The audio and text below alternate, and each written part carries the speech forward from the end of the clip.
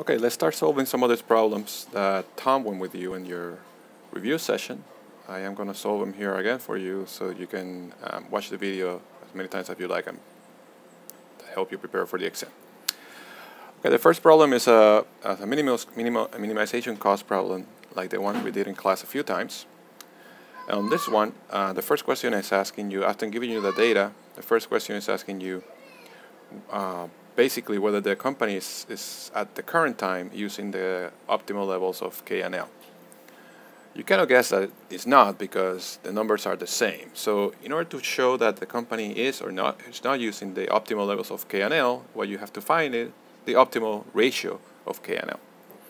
If the optimal ratio is 1-to-1 as they are using it right now, then the company is probably minimizing cost. But if the optimal ratio is not 1 capital for 1 labor, then the company is not minimizing costs.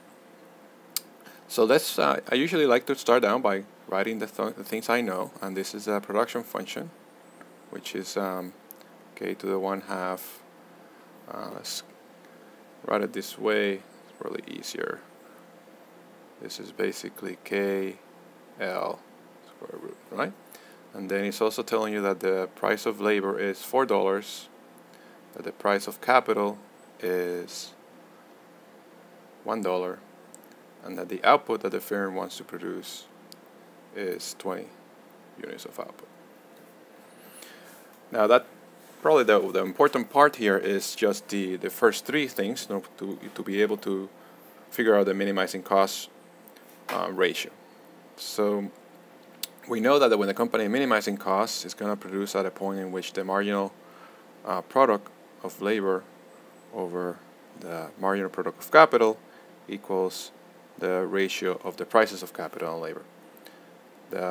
On this production function, which you've seen many times, the marginal product of capital over labor is going to be K over L. And that is going to be equal to 4 over 1, which is W over R.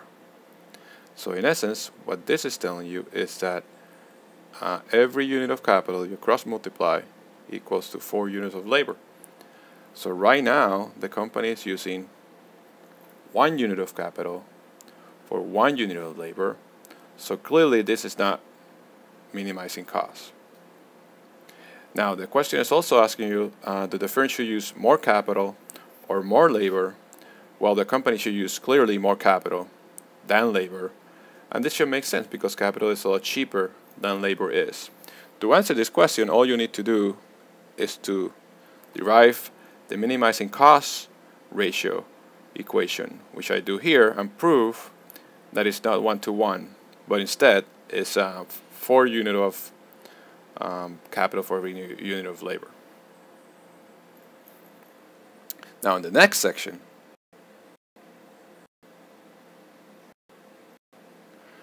then it's asking you that the firm wants to continue to spend 100, then it could produce more output by choosing K and L efficiently. So what I'm going to do is I'm going to give you a chance to try to answer that, and then I'm going to separate this this review into several videos. That way each video is a little shorter. So in the next video I'm going to answer part B of this problem.